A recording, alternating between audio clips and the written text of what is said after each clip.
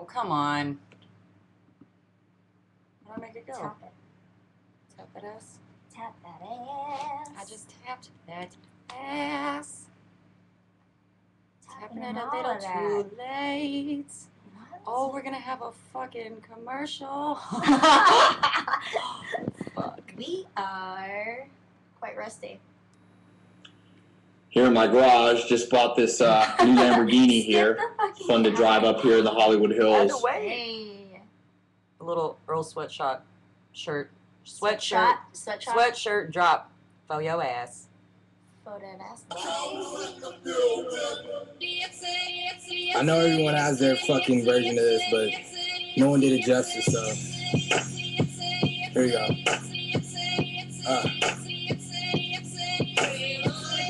Tell you this, stop complaining about it, ain't tips, body is simple, I don't give a fuck. Make me stop, make me bitch, she mad because I tape the shit and sit and tape the ace and taco help some fucking bait to it.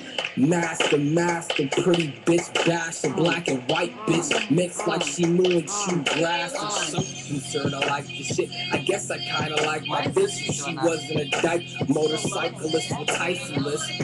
Wolfgang on that drive without a license shit. On that tape shaking mecca necks and fucking slice them shits. Oh how nice, now you wanna say you like this shit because you bruised up your neck sliced and I ain't nice as shit. Show me a rapper my age and say he nice as this and I'll show you a faggot and say he hate barbecue. Me and Bernie that's just been playing for a minute. I'm a nice guy in person, but a pervert in the sheets. And I'm magic with the words, murder Merlin over beats. Make the competition kiss the fucking curb and then they weep and then they drop.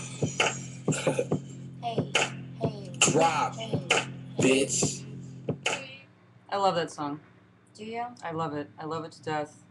I don't remember where the fuck I got it from when I was working. But I came across an Earl Sweatshirt song. Oh! One of my friends was like, oh, I'm really into this guy! Every fucking song on his album's a banger. And I was like, okay. So I looked it up. And he was right. Every song on that album's a banger. And that song makes me feel like I'm back in Houston. And just jamming down the streets of H-Town.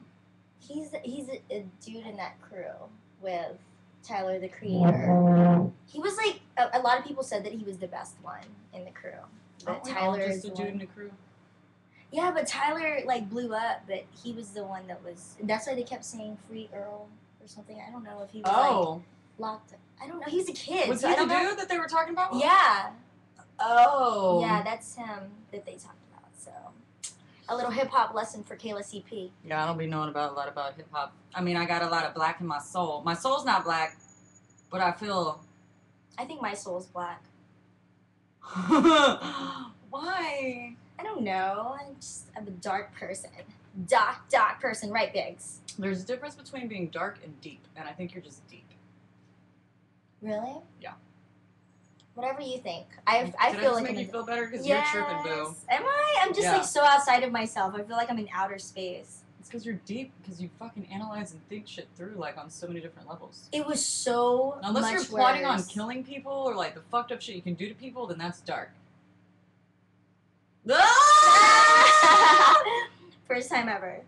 No, I don't know. This is kind of new. I'm usually on that side. In our thing. So now my hair is just gonna be in my face while I'm talking to you. Whenever I look at you. That's why we can't be looking at that shit. We always. But see, this is because I try to look at you. Because we're not gonna be able to see anything, but that's okay. Fuck it. All right, so we're back at it. 10:30. Get dirty at 10:30. I don't even remember. Yes. February? Was it February? I think our last one was February. A lot of maybe things March. have changed, or not changed, but like gone down since then. No, March, because I talked about dating someone, and I started dating that person in February. So March, I think, was when we last had an episode. Yeah, right before I got that job. Okay. It was right before my B-Day. Remember we were talking about how I wanted to do the solo trip, and Aunt was making fun of me because I was going to do the solo trip. And you did the solo trip. I did the solo trip. This fucking bitch went to another country. I did. By herself. Like almost 3 weeks by myself. I'm so proud of you for that, though. Thanks. Backpack through. Backpack through. So where all did you go? Okay, first off, it was a crazy trip because I literally bought the ticket 2 weeks before I left. So it was super, super last minute. I didn't do a whole lot of planning. I just knew that for my actual birthday, I wanted to be in Barcelona because there was going to be, I went to Spain, by the way, because there was going to be a day trip to Girona and Figueres for Salvador Dali, who is my favorite artist of all time. So I needed to be in Barcelona for my actual birthday. So I left here right after Easter because I had a birthday party here, which you did not attend. I was in Kentucky. Paducah, Kentucky. Paducah, Kentucky. I told you that I fucking loved you and I wish I was there. Yes, I really wish you were there. Because I was there last year, so. Yes, it's all good. It's all good. It was really, really fun. For some reason, what did you do for your birthday? We had a party here at my house. Oh, yeah. I saw the Snapchats, yeah. What was really funny was that literally all of my girlfriends were either working or out of town. So I had a complete sausage fest in my apartment. That's what happens when you have boss-ass bitches as girlfriends. All of y'all were gone. I had like 2 girls going to my party and whoever my guy friends invited that were also chicks. So everybody was a dude. It's for your birthday. So we posted, like, every photo that was posted, all of my friends were like, dude, sausage fest. Yeah, all my friends are guys because all of my girls are boss-ass bitches and not in town or working. So I had the party on the 5th of April. I left, and the 6th of April was Easter, so I just kind of like chilled and packed up and hung out with some people. And then I left first thing in the morning on the 7th. No, wait, on the 6th. Just kidding. Monday the 6th, I left first thing in the morning to go, and I was supposed to land in Madrid on the 7th, but I had to go from LA to JFK, and I had gotten the ticket via Buddy Pass, so I was on standby for JFK to Madrid, and they overbooked the flight. And there's only one flight to go to Madrid every single day, and it was at 7:30 every single day from JFK on Delta, from JFK to Madrid. 7:30 every single day is the only flight to Madrid, and they overbooked it. So I was like either stuck in New York. How long were you at JFK for before you got on a flight? Just a few hours. Oh, that's not bad. My layover was supposed to only be like an hour, and I was supposed to get on right away and head to Madrid. But we had to figure out how I was going to get there because the Barcelona flight, there were 2 Barcelona flights, but both were also overbooked. And the first flight out that I could take to Barcelona was at 9 o'clock the next day, which meant that I wouldn't arrive in time for my day trip on my actual birthday to Figueres because they were picking me up from my hotel in Barcelona. I wouldn't arrive in time for it, and it was non-refundable. So it was just really, really crazy. So needless to say, I was talking to my friend, and the first flight that I could take was to London. So I took a flight. I hopped on a flight, which, by the way, I got first class both those flights. Yeah, I saw her laid up in a bed on the plane on her Snapchat, and I was like, this bitch is sleeping on the plane. I was so jealous, because that's like... It was the most boss thing ever because the whole seat reclined all the way back. Yeah, that shit was tight. And now I feel spoiled, and I can never go out of the country ever again unless I'm on first class. What are you talking about? You can never be on a flight again unless you got some Dude, leg room. That shit was ridiculous. Bitch. I've never gone international in my entire life where I got off the plane and my back didn't hurt, and this shit was amazing. And the whole thing reclined back. Snoozing. And it was very clear that it was my first time in a first class international because I was literally like texting my homie like, yo, is this food for free? I mean, like, and it was clear because I kept like reclining and bring it back up, and it was just like going back and forth. How many people are in the first class little area? I don't know, but there were 9 rows, and the plane was big enough to have like 3 columns. And the columns on the side had 2 seats on both ends, and in the middle had 2 seats. So it's 6 times 9, I guess. 6 times 9. I've been flying a lot recently, too, and my best flight and my favorite plane are the big fucking planes. The ones that have the 3 rows on them. Because when you hit turbulence, it feels like you're just fucking floating, like you're on a boat going over waves. It felt so much different than being on a normal-sized plane, like a, what are they, 7... 757, 747, yeah, whatever. Some shit like that. Either way, I was so ratchet. I was that ratchet girl that was just like, oh, excuse me, is wine free? Okay, refill. So I had no qualms about embarrassing myself. So it was fun. But either way, I got to London, spending the day there so I could take the first trip out to Barcelona, and missed my flight to Barcelona because they canceled 2 trains to go to the airport, and I had to drop a shit ton of money just to get the first one-way ticket out. I'm not even going to discuss how much it cost. But the way I looked at it was that since I was on a buddy pass to go there anyway, I still had like leeway for it. I just had to kind of figure out what I was going to do. Yeah. But either way, lesson is if you're ever going to go out of the country, don't overplan, because I think the reason why my trip was so amazing is because I didn't overplan anything other than the first. It was like the first few days I did overplan because I was stressing out about my birthday and I wanted my whole birthday to just be super perfect. That it was a shit show until I got there, and it didn't become so relaxed until the rest of the trip. Yeah, because I just got like an unlimited Euro pass, which is the train to go in and out of, like, not in and out, but it's all over the European countries, and you can just pick your reservation that day of if you wanted. So if I got tired of a city, I could just dip out, and it's unlimited. Let me ask you this. What's up? Last year, you were telling me that every birthday you were really sad. You would get sad on your birthday. Yeah, and that's why I spend it alone, so I could. How did you? Were you sad on this birthday? No. Ever since I started doing the trips by myself, like, granted, I could sit here and be sad and choose to be sad, but for some reason last year when I did that road trip, I chose not to be.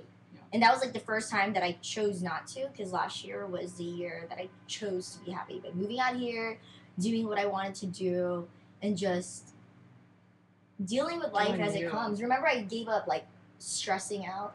Didn't I say, like, I gave up stress? I gave up worrying for Lent last year. And I've been there ever since. And it's just kind of... I already knew the answer to your question, the question I asked you, but I just wanted you to say it out loud. Yeah, I was not sad. I remember I was talking about it before, and you were like, yeah, because I get sad, and I'm like, yeah. Oh, and I could understand why, because you had told me why, and then so I was just curious to see if it was any different this year. And last year, remember I had, like, discussed with you guys as well that I learned to accept that I like being alone. And whenever I learn to accept that, even more so, I'm never sad on my birthday because I choose to be alone, because I only thought I was sad being alone because everybody told me I was sad being alone. But the moment that I was just like, no, like, I love being alone. I love doing things by myself. I love spending time with myself and my thoughts. Mm-hmm. I'm just freaking... And I wrote every single day in Spain. Every single day.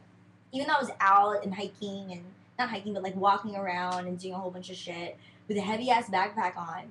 Oh, I saw that. You would find, like, a cafe and, like, set up shop. And if I felt like, And I didn't have, and what was great is I usually turn off my phone on my birthday. Mm-hmm. And last year, I kind of just, like, turn it on every once in a while and just put it on Do Not Disturb. But because I was international, it was like it was off. And I would only get my text messages if the person texting me had an iPhone. So it's Wi-Fi to Wi-Fi. iMessages are free. And only when I had Wi-Fi. So it was, like, really, really good to be alone with myself and my thoughts and just do what I felt like doing. I visited all the museums I wanted to visit, and I was just so happy. It was so exciting. And because I traveled alone and I hit up hostels, which, by the way, shout outs to my roommate. Whoa, I need to turn this shit off. Sorry. Are those your legs? Yeah. Oh, boss bitch, you look cute. How do I turn that thing off where it stops sleeping? Let's see.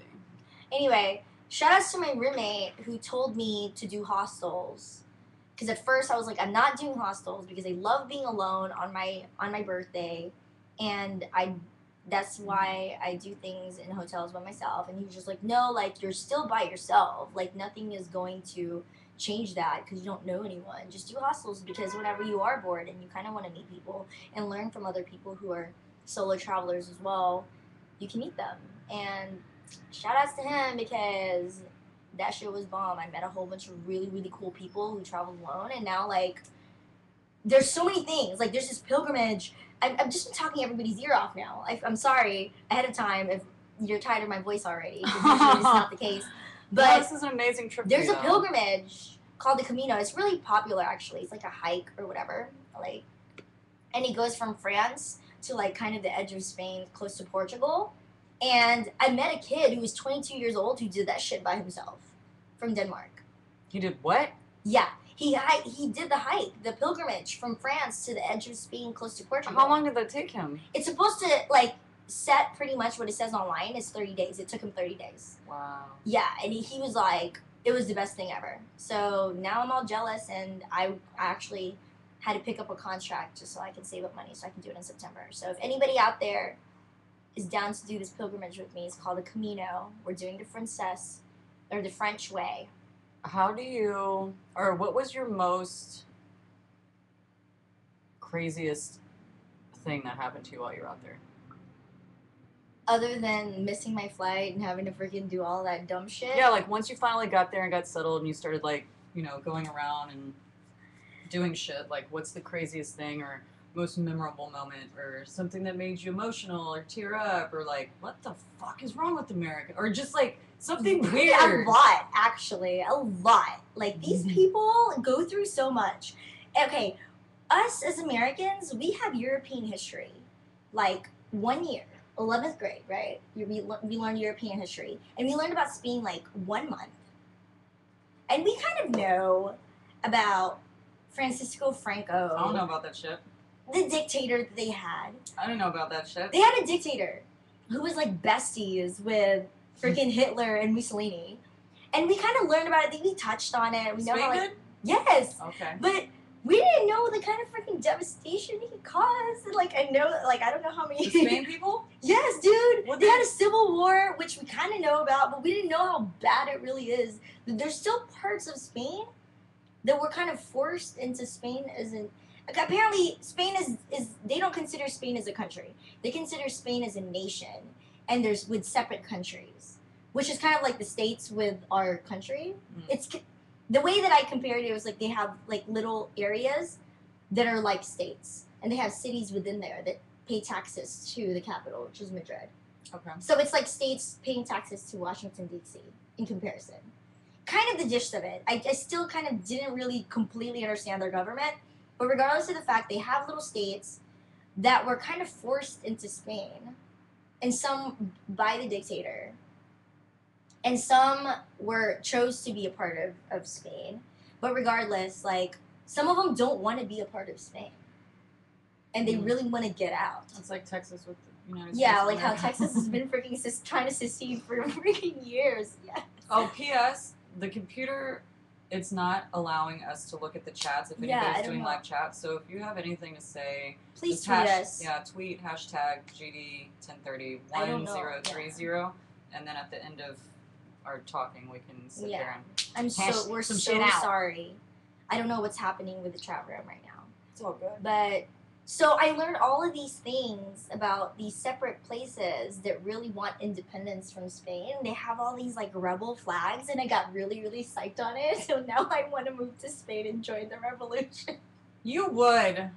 I know, because it's something to fight for, man. But okay, so Filipinos though are half. No, we used to be a Spanish colony. Spanish, but then half Japanese? No, that's just me. But aren't they a half of an Asian? No, okay, our Filipinos, their original, like, they have the Aborigines people, which is kind of like the Native Americans around here, and then everybody just came into the country and just started raping them. It's like, Philippines is a weird history. So they just kind of just started. So first they were like Indian Native American type people? They were black. The Aborigines. Like, just like in Australia, where the original people were black. They were like black. Man, I don't know shit about shit. And the reason why we look a little bit darker is because of the Aborigines background. And then everybody just came into the country when they figured out that it was like islands and it was like great weather for like rice and whatever else. And and shit, and everybody tried to colonize us, everybody fought over us. It's just really crazy. Like, the Philippines is actually not that old of a nation. It's only like over 100 years old by themselves. Prior to that, they were an American colony. Prior to that, they were a Spanish colony. It was just crazy. I don't know 100% too much about, like, the history of the Philippines, which makes me really, really shameful. Sorry about that. We talked about last podcast how we have cops going around. Like, it's just crazy in downtown LA. But, yeah, so...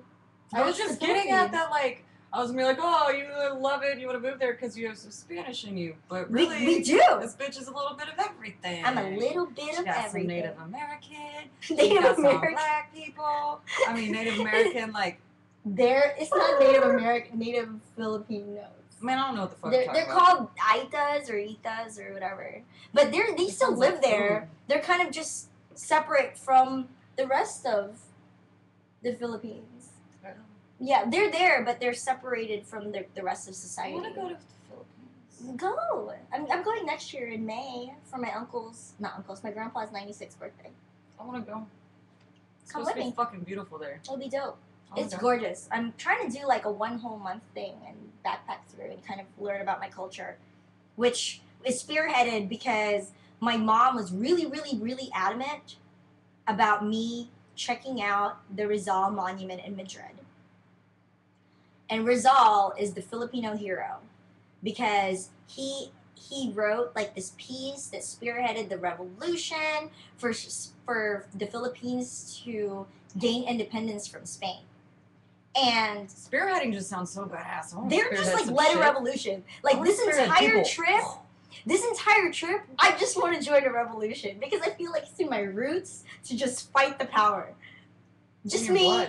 Just me and the spirit of Che Guevara, the spirit of every single person who caused the revolution. I just want to be in there and just it's in your blood. Maybe even go to jail for freaking fighting something. Just kidding. But like, I'm a bad bitch. Put me in jail, motherfucker. That's pretty much what I learned about everything. Get out of here. Go away. So that's pretty much it. Just I learned so much more. I mean, every single time I go to a different country who's not America, I always, if anything, I just kind of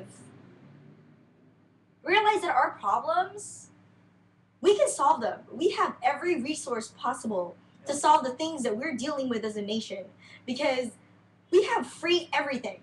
Freedom of religion, freedom of press, freedom of whatever, and we're just sitting here as a nation taking advantage of all those freedoms, and it's like other people can't even televise their... Like North Korea doesn't even have the internet. They have to go and worship the fucking... It's just so crazy. Every single day. And our cops are killing our black children. Come on, y'all. Yeah, America's pretty fucking crazy. I haven't even left the country yet. And I met so many people that are from out there, and whether I was in London or in Spain, all of them like were really, really fascinated about American culture the moment I told them I'm from here. And I asked the nitty-gritty question of, what do you guys as Europeans think of America? And be completely honest.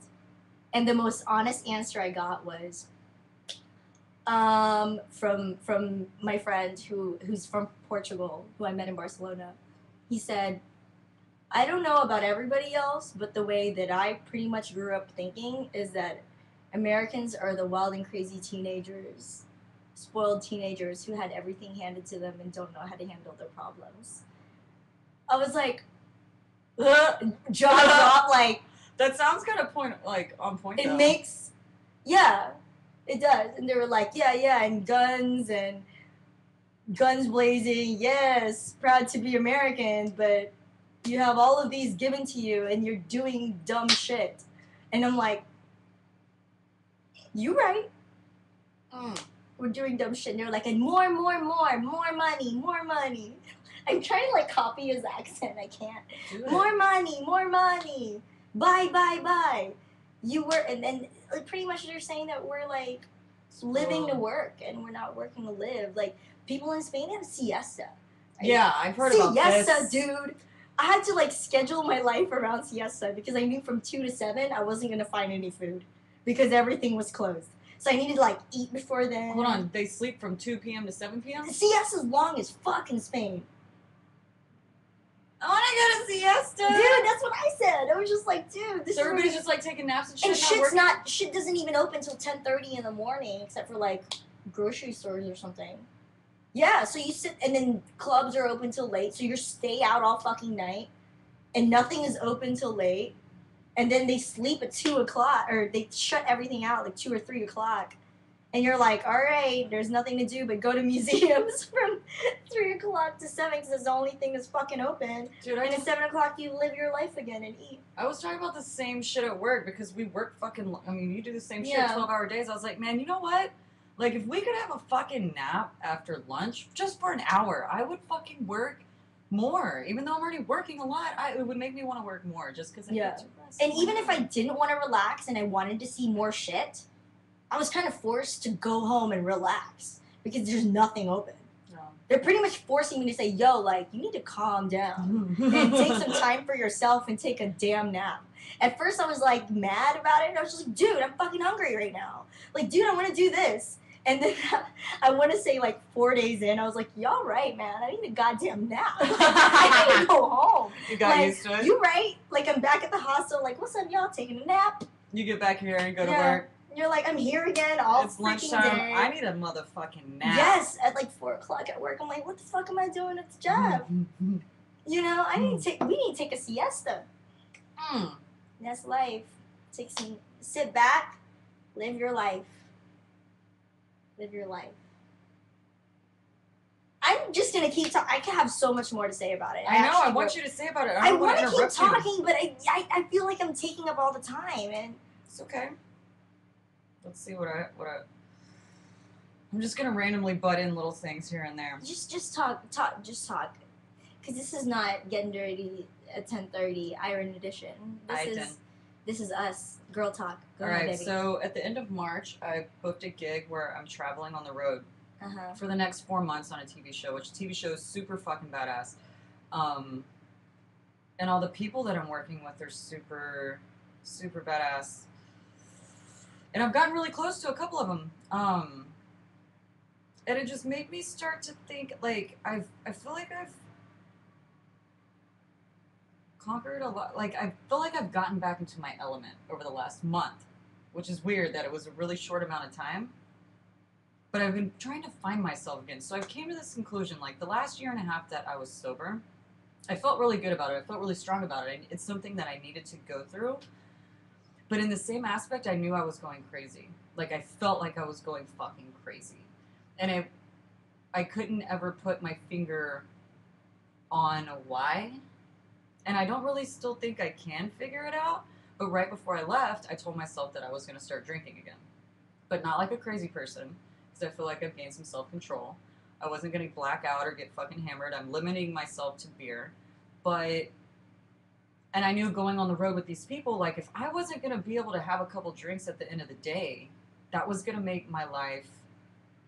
It was going to make it hard for work, because that's what people do when they're on the road on a show like this. Socializing. Like, at the very end of the night, everybody, because we have hotel rooms, everybody gets to the lobby, they fucking pop open a couple beers, shoot the shit, smoke some weed, chill, talk about the day, bitch about work, whatever. So I went on to this job and I started drinking. And I'm actually kind of proud of myself, because I've stuck to what I was going to do. Like, I have self-control with drinking now. I don't want to drink liquor. The thought of fucking drinking liquor makes my stomach hurt, because I know what a hangover feels like the next day off of liquor. Yeah. There was one night that I drank a couple glasses of wine, which I had a hangover from 3 glasses of wine. So I'm not fucking with wine. So really, every night, all I do is drink beer. Like 3 or 4 beers a night, and I'm good. Mm-hmm. So I was thinking about that, and I was like, damn. You know, when I was sober, I used to just think about how, like, all the bad shit that happened to me when I would drink. Mm-hmm. Like, that's all the memories I could recall was, like, the fucked up shit I did, or the things I said, or the situations I would put myself in, whatever. And then I started to remember how much fun I used to have when I drank. Regardless of the fucked up shit that would happen. I just had a good time. Like, it just, you cut the edge off a little bit, you know? And I've been capable of having a good time again. Hey. That's all that matters. But. Oh, there's a but. So. Okay. So. Drinking used to be an excuse for some of the things that I used to do in my life. Like the way I treated people, my lack of self-control pertaining to certain situations that I would get myself into. I was always like, oh, it's because I was drinking. Oh, it's because I was drunk. I'm a fucking maniac when I drink. Da-da-da-da-da-da. It ain't because of drinking. It's not because of drinking. Light bulb. I realized, because I've done some things that I can't talk about yet, but I've had some situations occur. Mm-hmm. And now I know that the lack of self-control wasn't in my drinking. Like, yes, I couldn't control myself when I drank. Like, I would keep drinking. But now, I'm only drinking like 3 or 4 beers a night. I'm not even fucking drunk. I have a buzz. And you know what? I'm still doing things that I would do before when I was blacked out drunk. Mm-hmm. So drinking wasn't the issue. Drinking. I have a lack of self-control pertaining certain things that I'm noticing. Right. Especially when it comes to, like, emotions and feeling shit. That's another thing. I've been feeling a lot of shit lately. Like, I'm starting to feel emotions that I've been blocking out for a long time. You were using the blackouts to block the emotions that you were trying to suppress. Boom! Psychology! Boom! Psychology! Yeah. We need some headroom on this. Hey, yes, we lift it up a little bit. This isn't proper framing for this. I think it's the white thing is like covering the camera a little bit. Tug this bitch up. Tug that bitch up. Get up in here, bitch. Alright. We in this bitch? We in there. Good. Headroom. So, that was one thing that I've realized about myself. And pertaining to the emotions thing, so I just had another huge fucking revelation for myself. I've been having a lot of family issues, arguing and bickering with people that are close to me. That shit drives me fucking crazy. And it got to the point where, like, I didn't even like going home. You know, like, I would go back to Houston. Like, last year I didn't go home one fucking time besides for Christmas. This year, I think I went down for, what did I go down for? Oh, a wedding. Yeah. Bridesmaid. Hey. So I go to the fucking wedding, and I have a huge fight with a family member, and it fucking, like, ruined your trip. Destroyed me for a moment. Like, I was so upset. I was crying, and I was just beside myself about it. And I was like, dude, I like, is this why I don't want to come home? Is because I have unresolved issues with my family members, and it got to the point when I was sober, I just didn't want to deal with the shit. I was just like, there's no, like, I'm disconnecting myself from anything that doesn't make me feel good. And I did that. I disconnected myself from friends. I disconnected myself from family. I disconnected myself from jobs or certain types of peoples or anything that did not make me feel good or I had a bad experience with. I disassociated myself. Now I'm realizing, like, that's not the proper way to handle shit. Because all that does is leave you isolated and fucking lonely. And as much as that was good for me last year in my sober state of mind, it was helping me, like, work out issues and shit within myself and to be able to see and feel and think what I was feeling and going through. It's not healthy at the end of the day because being by yourself is cool sometimes, but you don't want to be alone all the time, and you can't just keep pushing shit away. You have to deal with certain things that mean something to you. So recently, I started dealing with shit. Started having conversations. I had the conversation with the family members, sewed up some shit on that end, and I felt fucking amazing at the end of that, you know? And I read some fucking quote somewhere, and it was like, you can't solve anger with anger, which was the falling out. That's how it was dealt with. Like, I was angry, they were angry, so it was butt heads, say a bunch of fucked up shit, piss each other off as much as we can, relationship destroyed. But not really, because it's a family member. It's never going to be completely destroyed. There's always some little individual string there tying you together forever. Yeah, blood. Yeah. So then I saw this quote. It said, you can't destroy anger with anger. Anger can only be destroyed with love. Some shit and another, blah, blah, blah. And I was like, all right, that's a good point. So I came back at the situation with love. I was like, look, man, I love you. I miss you and this and that, and like just saying everything that I wanted to say, like being vulnerable. That's the key word, vulnerability. I hate that. Hard as a motherfucker, makes you feel all weird inside. Yep. But it's so fucking necessary to clearing shit up. Yeah. Because being vulnerable translates to being sincere. Yeah. It does. Yeah. Sincere, it also is showing somebody else that you fucking care, which I guess is the same thing, being sincere with your feelings. So, long story even longer. I fucking smashed that shit with a family member. We're good now. Hey. Had some issues with a couple friends. Fucking talked that shit over. We're fucking good now. So I'm in a really good place right now. I feel really zened out, bro. Great. I just feel good. I feel good. I mean, Holy almost. Crap, that burp smells like food for real. You fed me that salad with balsamic. Why'd you do that? Holy crap. And I had another thing. So, this chick that I work with, we're very quickly becoming BFFs. Is a chick on your IG? See. Badass bitch, that writes you notes? Well, no, that's another chick that works with us, and she just, like, would write notes every day and leave it on the wall in her little station area, which is sweet as fuck.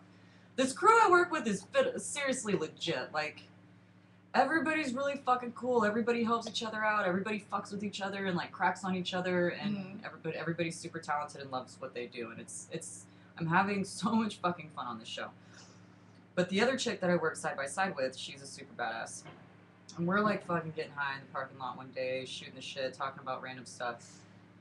And she's telling me about the situation in her life right now that makes her feel so good.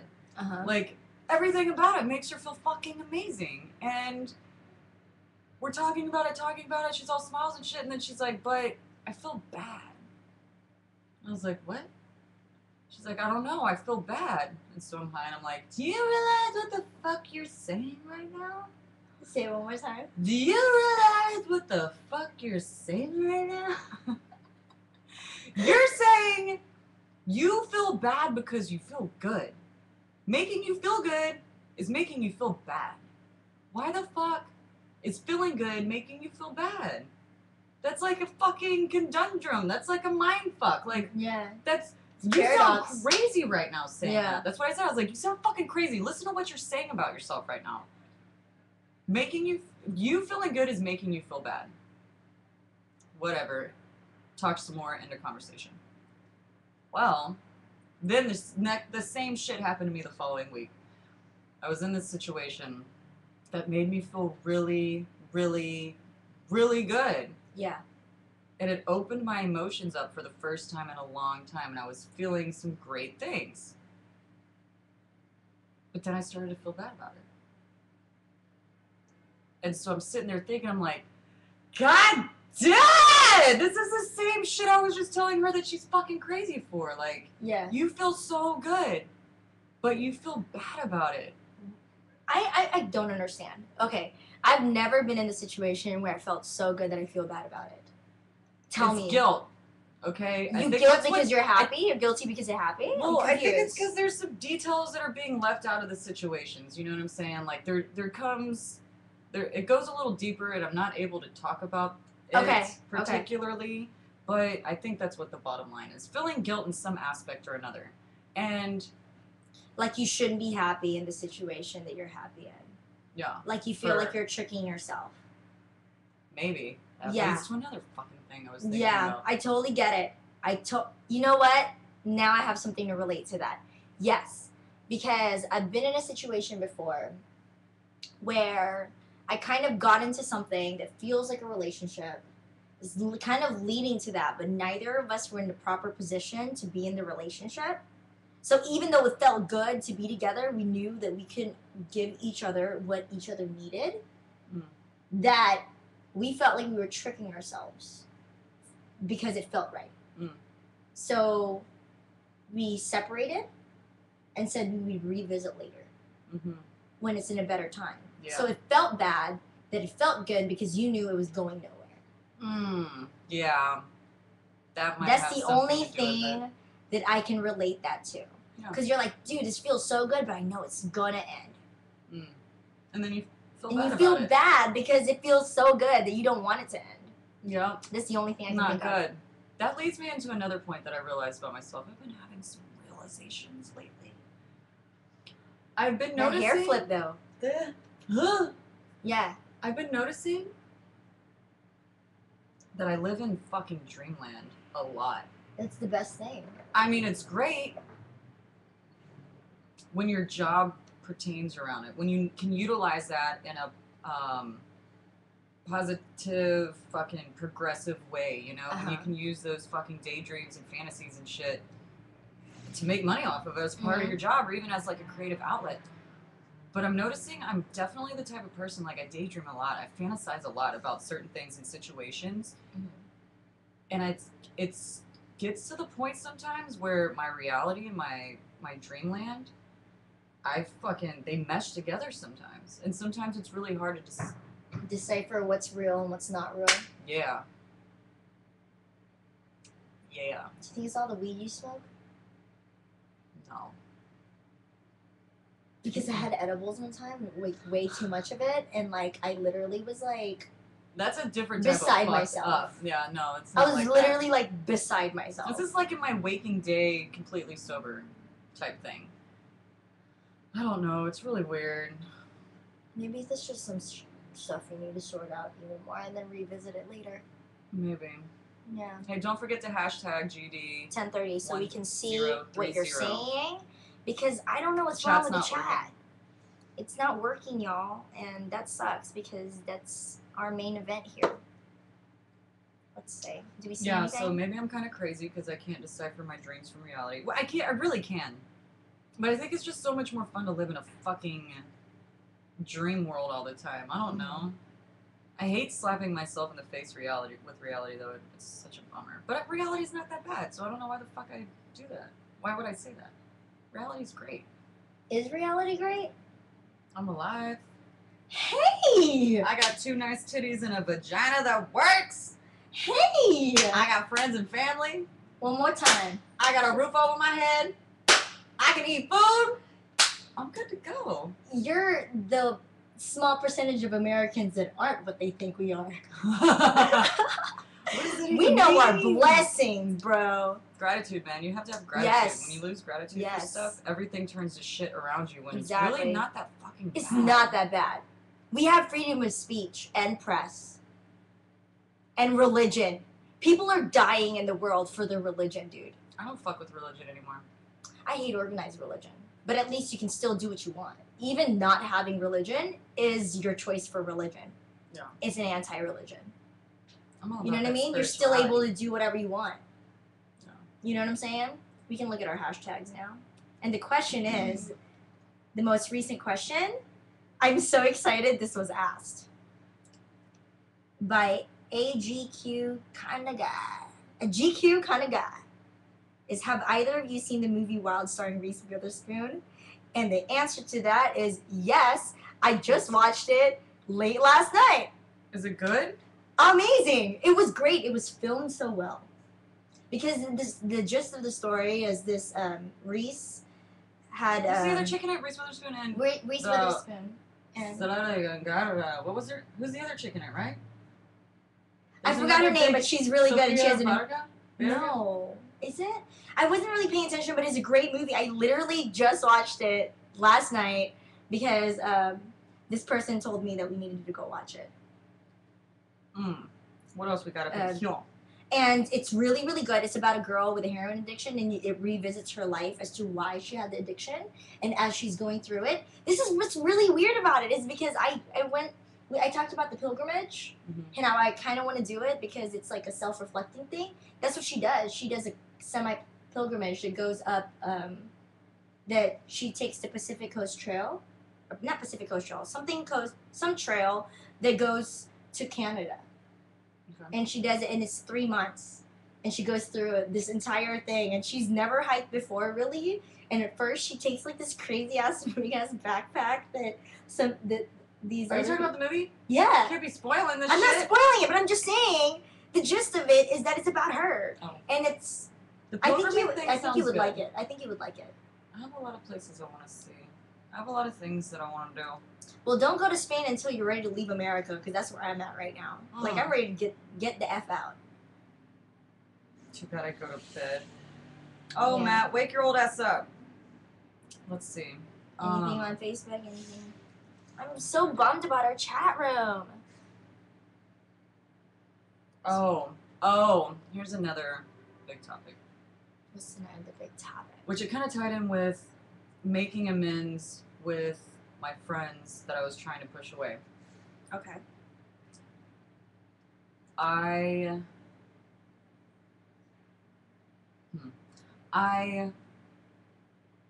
was cutting people off and pushing people away because of the action, like things that they were doing. And I didn't necessarily think that it was right.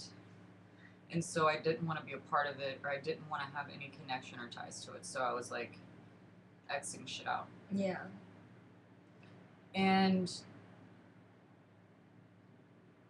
I couldn't understand or wrap my mind around why they would do this, why they would think like that, whatever.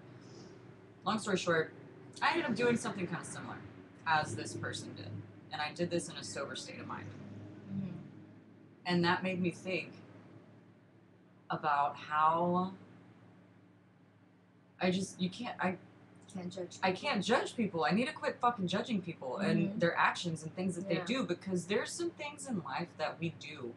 And you can't help at the time. You can't help it. You feel like it's the right thing to do. Like there's a connection or an attraction, right, or there's you just are in the fucking moment and you can't help but to do what is about to happen. Yeah. And I didn't really realize that until recently. Mm. And the note that I made in my phone was talking about forgiving others and forgiving yourself. Mm-hmm. Sitting back and me being judgmental about this person and their actions and what they were doing and not forgiving them for that. Or I shouldn't even judge them in the first place. There's nothing to forgive. Right. But at the same time, like, if I didn't agree with those actions with that person and I did the same thing, I should be beating myself up over this. So it's like a two-sided sword. Yeah. Like, if you're condemning them, should you condemn yourself? Or while you're accepting yourself, should you accept them? Exactly. Boom. I like how you word shit for me, girl. Thanks. Making me look good. Just talk for me. Dude, I wrote every day while I was in Spain, so I'm like, my vocabulary skills are extra right now. On point? Like, super on point. I feel really good about it. Good. Yeah. I felt a little bit better about my vocabulary. I started reading this book that What book? It's called The Easy Way to Stop Smoking. Nice. By Alan Carr. I had 2 people within 1 week refer this book to me. They're like, it's supposed to be a magical book. It's going to help you quit smoking, smoking cigarettes. I was like, all right. Well, then someone ended up giving me that book the following week. Nice. So I started to read it on my downtime on this job, and it's actually a great book. It basically, all in all, teaches you or tells you how you are an addict with smoking cigarettes, which is something I've never thought about before, would never want to admit or say out loud. Just but the it's word fucking addict true, sounds crazy. man. Because it sounds bad, because there's so many, like, you think a heroin addict or meth addict or something, but it's generally the same fucking idea. Like, you don't fucking freak out when you wake up and want to smoke a cigarette, but I do. You don't fucking think that your meal's gonna be complete by not smoking a cigarette afterwards, but I do. You know what I'm saying? Like, right. There's things that after something happens, I have to smoke a cigarette, but normal, like, people that don't smoke cigarettes don't have to do that, so what's the difference? I'm fucking addicted to nicotine. It makes me fucking want to do it. It makes me want to smoke. Just because it's not called heroin or meth and doesn't have this fucked up label on it like that, it's the same idea. I'm addicted to something. Are you still... I smell cigarettes. Yeah, I'm still smoking, because the book but talks about... Oh yeah, it's made complete sense. It basically makes you feel horrible for smoking. Like, it doesn't... Is it helping to quit, though? Yeah.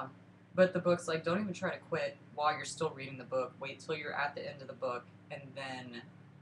Is it telling you to do cold turkey, or is it telling you, like, what avenues to take is better, or is it just making you feel shitty about yourself?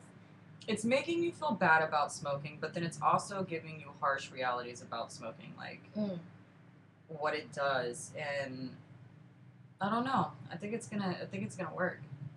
because what worked for me, because I used to smoke cigarettes. I don't know if I told you. Yeah. I used to smoke like a pack a day, and what worked for me is the X-ray of my lungs. You saw an X-ray of your lungs? Yeah, that shit was black. It was terrible. Like, How did you get an X-ray of your lungs? Because I had just started nursing school, and to get into nursing school, you have to send them like a health thing so that they know if you'll collapse during the clinicals. And I sent them my freaking X-ray, and I got to look at it, and that shit was black at the bottom. Like, I'm like, part of my lungs weren't working, and I was like, how am I supposed to breathe if I'm in a panic? Because I'm sitting here killing my lungs for it, but. I mean, like, your lung will just regenerate itself within 3 to 5 years. I've been smoking cigarettes for 17 years. I know. 3 to 5 years, it regenerates itself. So, if you quit now, in 3 to 5 years, it's at optimum health. God damn. I need to stop. Maybe you should start vaping. I don't even think that's going to be any better for me, though.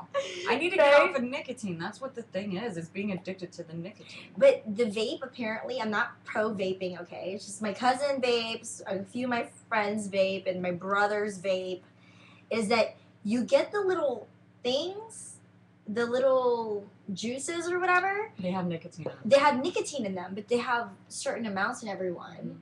And I don't know what the highest is, but like my brother was 15. doing like 12 at first, or 12 or 13, and now he's at 6. Yeah. You can wean yourself You off. can wean yourself off slowly. Yeah. But the only thing is they freaking sit there and they smoke all day, so I don't know how much it is every puff. See, that is almost, I don't know if that's any better or not. I know, I don't know. But I do see, I'm not saying I'm pro it, because if you follow me on Snapchat, I do make fun of my friends who do it. But I don't know if I'm pro it, but I do see that at least it's not as, it doesn't smell as bad on you. Yeah. It smells like, they have like ones that smell like Dr. Pepper. Yeah, that shit smells good as fuck. Yeah, like hazelnut smells good every time, and strawberry. Fruit Loops, they have Fruit Loops. So you like, it's like, but then I don't know if that's counterproductive, because then you know it doesn't smell that bad. I don't know. Maybe.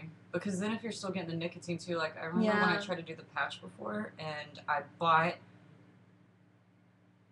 way too strong of a dosage of the patch, and I put it on. And you were like... When I took it off, I was like it made me want to smoke more, because I was taking in so much nicotine from that patch. It was more than what I was normally smoking, and so it fucked me up. I know someone who buys different types of cigarettes. So in the morning, depending on his anxiety level or whatever else, he knows which pack to use. So it's like in different strengths. Really? So he uses it as a medication purpose. So he's not constantly doing the strong cigarette if he doesn't feel like he needs the strong cigarette. I don't know. I don't know what's good with quitting, because I just went cold turkey after I saw my freaking X-ray. I want to see my X-ray. Maybe that would help me. Yeah. I noticed a psychological disability within myself. That's vocabulary. Psychological disability within myself. The shock. Continue. I'm so proud of you. Let's hear it. Let's listen. Let's listen to this. Discuss. I'm still fucked up emotionally, though. I'm working on healing myself, right? But I've noticed that pertaining to love, I don't allow the good types of love in, where I could actually have it and hold it and be with it and make a future with it. The only types of love that I'm addicted to is shit that's unavailable. And that's bad. I think it's every woman until they figure out that they just want to settle down. I know that I want to settle down one day, though. One but day literally, or now? I could count over the last 3 years since my last serious relationship, every single person that I've ever been like physically or emotionally involved with has been unavailable in some degree, emotionally, usually. And that's fucked up. And I was talking to somebody about this, butthole liquor, and I was like, man, I told him my whole situation, and first of all, he goes, well, I was like, dude, I'm in a mess, and I told him about it, and he's like, that's not a mess, sweetie, that's called life, and you need to live it the fuck up. And I was like, oh, good advice. But then I was like, no, dude, that's fucked up, because I honestly do want a relationship with somebody one day. Like, I don't want to just keep... Like, how am I ever going to emotionally evolve if I keep putting myself in these fucking confinements that are never going to go anywhere. And he's like, cuz you're playing it safe right now. That's exactly what you're doing because you know that it can't evolve past a certain point. He's like, so what you're doing, yeah, it's a defect, but I don't know if I agree with that because from my observation, when I did try hard enough, when I did try to be in relationships and try to build a future on it, it blew up in my face. But now that I'm not trying so hard and I just kind of want to do me, I'm getting the offers more. Like, that's kind of the issue now. It's like I'm getting the offers more about people wanting to take me seriously because they don't feel so much pressure with me and wanting more. And now that I'm not necessarily not wanting anything at all, but I'm just kind of doing me. And people are more genuinely attracted to the fact that of who I am and want to build a future with me, that it's more me now. It's like, do I want to build a future with you, though? Mm-hmm. You know, like, and don't put so much pressure into the situation because I don't at all, and I'm so happy. And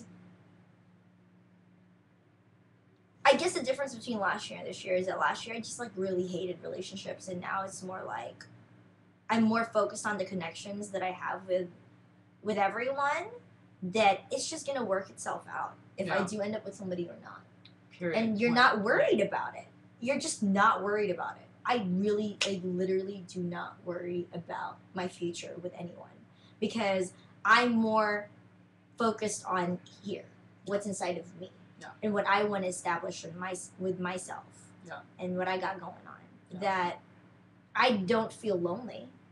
When you're that worried about yourself and you're working on yourself, and like, you don't really have time to turn that towards somebody else and try to do that. Exactly. And that's what a lot of us do is, like, instead of focusing within ourselves, we fucking focus on the people outside of us and try to do shit like that and change them and fix them. So it confuses me when people say they're lonely. Like, how can you be lonely? Because are you lonely because you search for only crazy ass, like, monogamous relationships and that's it? Or are you, and you don't not really connecting care? to anything? Yeah, connect with everyone. Like, that's what I that's hard, dude. I have had such trouble doing that. Connecting with everyone? Just connecting, like having a genuine connection with people. And I don't know what it. I think it did stem from being so emotionally, like, shut down, walls built. But it doesn't have to be emotional, the connection. Well, I know, but sometimes it is. Like, that's how you connect with somebody. It's almost relating with them and, like, being able to be genuinely interested in what somebody else is saying. And in that, you're being a bit vulnerable and you're being a bit emotional. Sometimes I feel like I am. Like, when I'm looking at somebody and paying attention to the shit they're saying, like, I'm looking into their eyes. And that's, like, I don't know, that's a vulnerable thing for me. But you also put a lot of time into just work. Set time aside for yourself. This is just my advice, just from experience, is that I don't connect with anybody in my job. I don't. So I spend the least amount of time with people at my job. But I connect with people I know why through you don't, art. though. Because I hate that job. No, because your job could be so emotionally fucking draining that if you were to allow yourself to connect to anything while you're at that job, that shit could run you to the ground, dude. And for me, it's like, I connected with so many people while I was in this foreign country and knew no one. Because you know no one, you want to connect. You connect.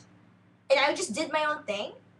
And went to all the museums I wanted to go to, and went to go see all the art that I wanted to see. That when you look around and all those people feel the exact same passion for that same piece of art, you connect somehow.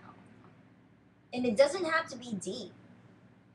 But all these connections with so many people make you more feel at one with the world. Because there's more people who are interested in the exact same things, that it doesn't matter that it's not just one person. Yeah. That it's all these spirits combined. You make a good point, though, about that, because you're all relating to, like, we came here to look at this fucking art together. We already have something in common. That's art. That's a passion. That's, you know, something you can connect on. But what if it's, like, two people sitting at a bar? You know, they're both there because they're lonely, and they probably want to meet somebody, and they think drinking a few drinks is going to loosen them up. But the person next to them, they might not have anything in fucking common with that person. So how are they supposed to connect, you know? Because you do your own thing. Like, I was at a bar, I was by myself the majority of the time there. And every single time I was by myself just writing in my notebook, there was somebody approaching me. My favorite approach, like, my favorite person that I connected with was this old man at the bar who could barely speak English in San Sebastian. Came up to me and said, it boggles my mind. He was like 70-something years old. It boggles my mind to see a girl your age by yourself at a bar drinking by yourself and just writing and looking completely content. And I connected with this person instantly because he talked about his life. And it was like, just, I feel like things just come to you if you just open yourself up and just do your own thing and you're not expecting it so much. Then I think that whenever you are expecting so much, you're expecting way more than you're over. I don't know. Your expectations are too high on what the connections are supposed to be like. Not everybody's supposed to super touch your soul for a really long time. You know. That's true. So maybe you're just putting too much pressure into the connections. What and happens? You're not appreciating the mini connections you're getting. I appreciate mini connections though, and I think the only thing that I'm thinking about is pertaining to work people, but that's not the same thing as like being able to go out to a bar and make a few connections while you're out hanging out, you know, that's different. But I think it's because I like to get fucking deep. Like, I don't... Yeah. And that's a bad thing, too, though. I need to be able to make light talk and small talk and fluffy shit or bullshit or whatever, but I can't do that. Like, if I'm gonna sit here and talk to somebody, I want to fucking know their soul. I want to, like, get to the nitty-gritty and let's fucking work some shit. I don't know. I just... You like to talk about shit that bothers people, and some people just don't want that. I know. I don't... See, I think that's the reason why I connect with so many people, because I don't think that the shit that bothers me matters. Because I think what matters is what we all stand for. Yeah. What we're all fighting for here. And this shit that bothers us is nothing compared to what people... Nepal lost over 5,000 people, and you're worried about your feelings over one person who's insignificant? Are you fucking kidding me? God, do you know what I'm saying? Fucking right. Yeah. Why does that matter? You're right. When people die over one natural disaster killed so many people, why would I worry about that one soul in these trillions of people in the world? Connect. Why get deep? Why get deep when just the surface in its own is overwhelming? Because sometimes what's in here could be overdone. I have a tendency to do that. I need to introduce you to my friend who I met in Barcelona, the Portuguese guy. Because he's like super zen. He's out of this world all the time. I'm going to introduce you guys one day. We're going to like call him on Skype or some shit. I'm down for that. And that's a dude that you can talk to because like he's overly zen for me. So sometimes I'm just like, why do you always have to be in outer space? But it sounds like your shit. That's right up your alley. I don't know why. I just like that shit. But I do love need that to shit. fucking not be able to do that sometimes. Yeah, sometimes this stuff that's happening in here is just all in your head. You know what I'm thinking, though? I think it's because I just spent so long not feeling anything and trying not to feel anything that now I'm feeling things. It's like... You're overly I'm feeling fucking hypersensitive to shit now, too.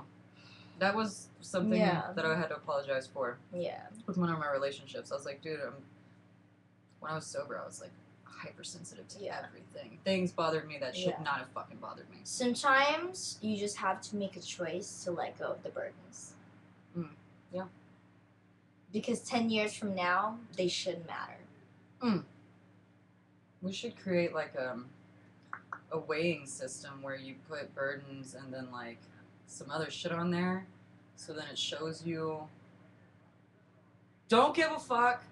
These things over here, I don't know. You know That's what I do it all the time. Will I give a fuck next year? Nope. Okay. Bye. Bye. Talk to you later. You know what I mean? Shit. Let's see your hashtags. Oh, just in case you're just now tuning in, our chat room's not working and we're really, really bummed about it. So please tweet if you have any comments or questions to hashtag GD1030. GD, the number 10, and the number 30. All together now. Do you believe in soulmates? No. Mm. I used to. Oh, I had this conversation with my roommate. Do you believe in twin flames? I believe in kindred spirits. What is a kindred spirit? Okay. How do you look up hashtags? You just we don't have anybody new. We don't have anything new. The only person partaking in the hashtag is a GQ kind of guy, which he's talked about us being spiritual right now. But no, as I was saying, I just had this conversation with my roommate, how there's people who have soulmates, and there's people who have kindred spirits. And I think that people with soulmates have another half, because that's what they're supposed to be. They're supposed to have another half. And people with kindred spirits don't just have another half. They have multiple others that make them feel complete. Because the people with soulmates are literally half something and are missing a half. And the people with kindred spirits have a hole of something that has different little holes that need filling. And different spirits fill those little holes. And this is the only way I can describe it. And I believe that the people with kindred spirits are the ones that feel fine by themselves. Because their holes are so sporadic that it still feels like the shape is completely whole, even though there's things missing. But the people with soulmates, because they are only half, they feel like something's missing all their life. Yeah. And those are the ones that have an easier time finding a mate and compromising and dealing with all these things.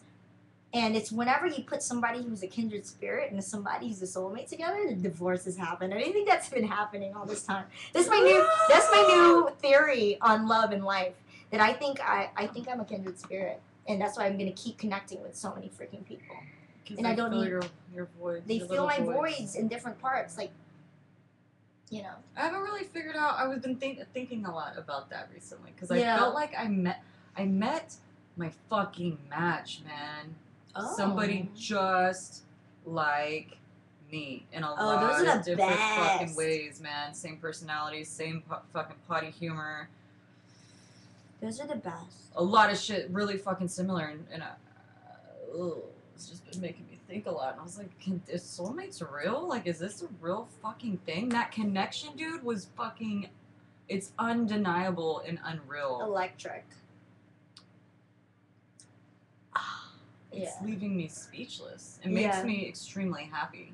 But at the same time, I'm grappling with that whole, is this fucking reality or is this like a fantasy that everything seems really fucking good and cool? Like, oh, these things are hitting off. Is this real life? Is this really real life? I don't know. I can't tell. I mean... Do you feel like the universe is fucking with you? No.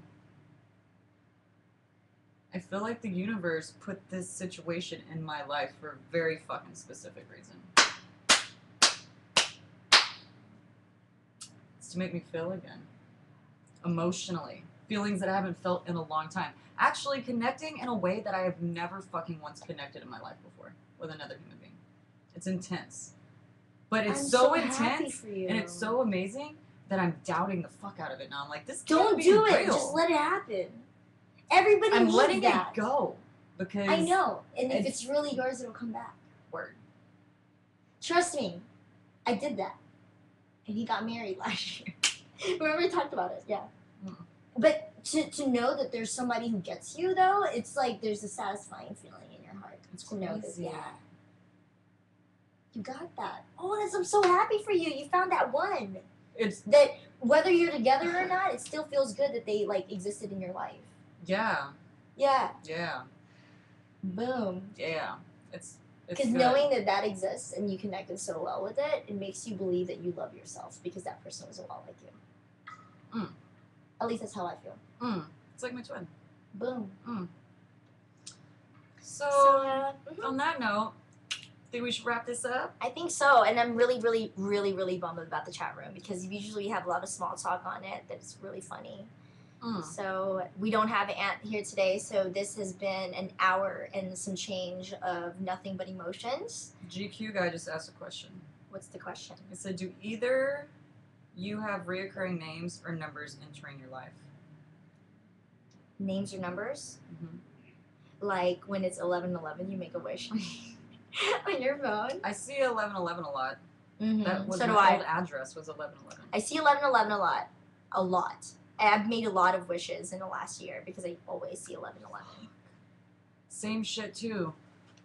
Fucking float tank, man. Putting your fucking Do it? I haven't done it in a while, Okay. but I think I talked about this last time. Everything that I thought about and wanted to manifest has fucking happened. That shit's amazing. Putting your truth out there. Putting that shit out there. But, you know, you don't have to just do it in the float tank. Like, the float tank's a perfect fucking device to do it in because to start it out and open up. Well, to be able to get to that point of meditation, because it's so fucking hard to people to get to that point, to, like, relax and not look at their phone or hear a fucking noise or fucking look around and, oh, I gotta cook chicken now. Like, you can just sit there for an hour and a half and fucking meditate undisturbed. But the power of manifesting fucking things in your life is real. That shit's real as fuck. For sure. So however you can get it, try to get that shit. Get that shit. Get that shit. Get that shit. Get that shit.